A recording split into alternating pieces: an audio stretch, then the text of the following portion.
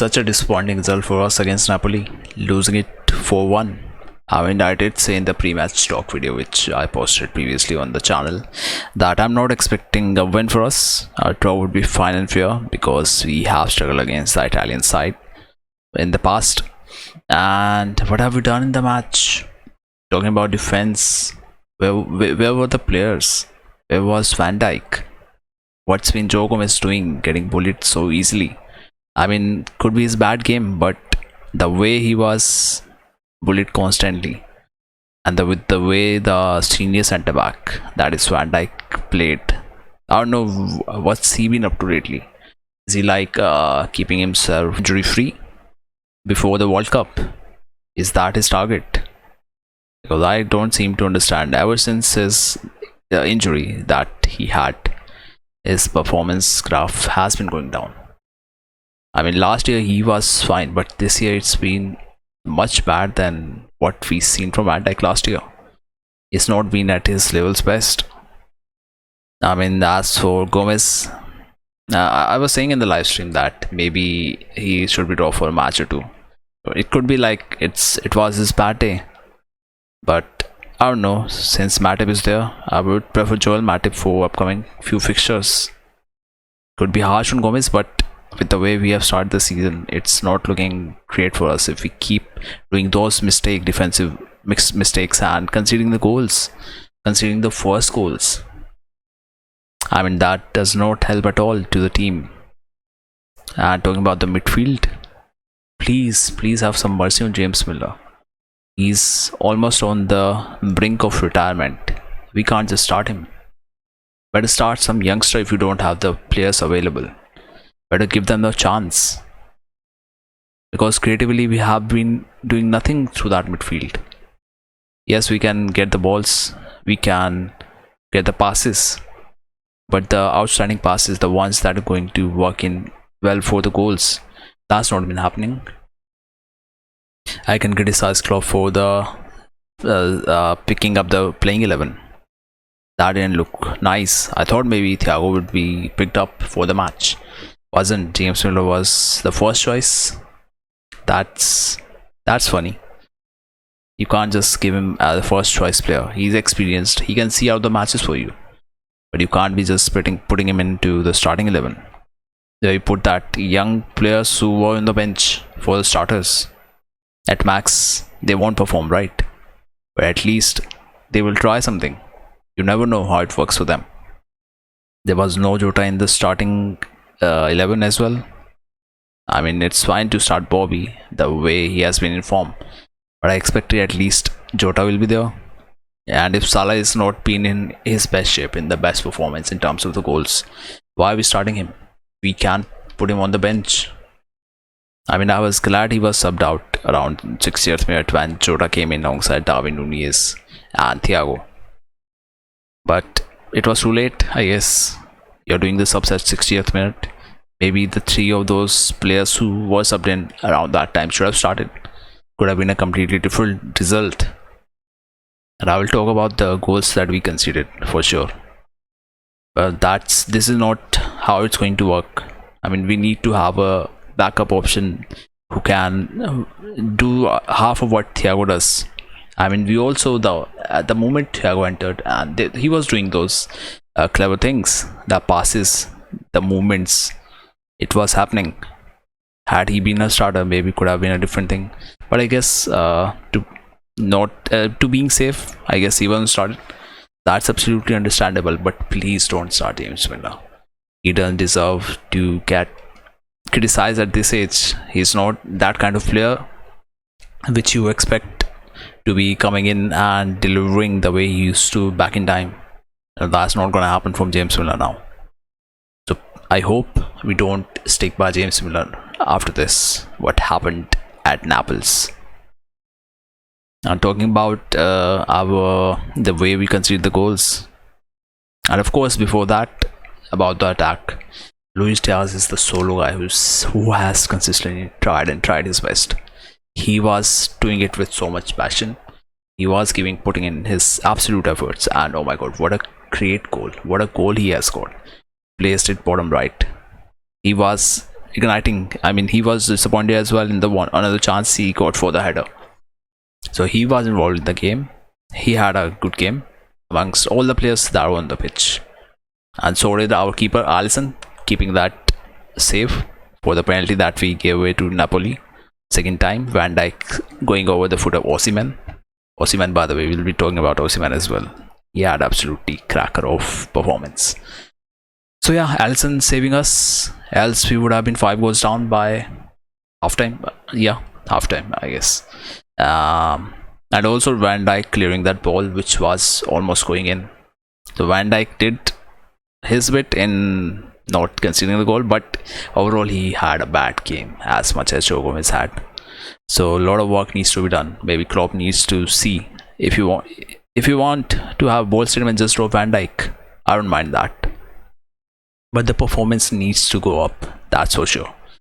If that's not going up, there's no point playing the same 11 every week, every day, every match. I mean against Wolves, if same 11 goes in, we can. I won't be surprised if we get beaten again. And talking about Osimhen, I said we'll be talking about Osimhen. What a cameo role! 40 minutes he steps onto the pitch, does the work, was making the runs, the passes that were going on. We are playing high line again and again, and teams are exploiting that. And he was too good to be countered, Victor Osimhen. It was tough for Van Dijk to do his bit against him, bit of defending, and same was the case with Joe Gomez. I'm talking about another Napoli player who played brilliantly, Anguissa, the midfielder. The way he was making finding those runs, those passes he was giving, the positions he was taking, absolutely beautiful football he has played. And probably the man of the match for me from the whole game, Anguissa. He was causing a whole lot of troubles for the midfield and for the defense. There were not much answers. So a great game in totality for Napoli's point of view. As for Liverpool and us Liverpool fans, not a great match once again. Conceding the first goal in the 5th minute to that penalty. I don't know why James Miller went in like that and gave away and the pen. It's his hand, it's a penalty. And second time we conceded the penalty was because of Van Dijk stepping onto Osimhen's right foot. That was a clear pen. And Alisson saving us there. It would have been 2 goals down by 20th minute. And Anguissa with that second goal that they conceded, we conceded that they scored. That was beautiful movement from him. The way he moved around the string of passes between Napoli players. And it's Spalletti who's been managing them. He's known for those attacking displays by his team, be it him managing Roma, be it him managing Inter. He has done his job pretty well there and is doing right now. And the third goal which we conceded, even that Napoli winger Kuicha, he was playing so good. He assisted that goal to Giovanni Simeone, Diego Simeone's son. And he gets the goal as soon as he was subbed in, 3 minutes into the field, and he gets the goal. And I was happy at least at halftime we brought in Joel Matip for Gomez, who was struggling. It was fair call.